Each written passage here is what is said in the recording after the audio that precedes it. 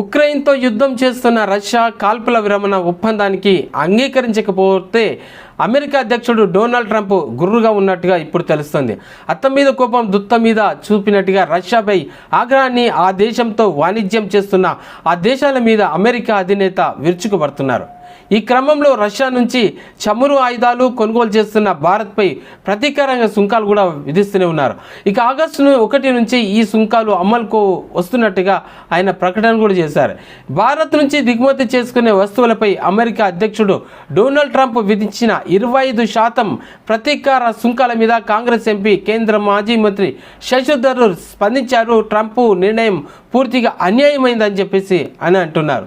So Trump చేస్తున్నటువంటి ఇటువంటి చర్యలు ఎంతో మంచిది కాదని చెప్పి అంటున్నారు.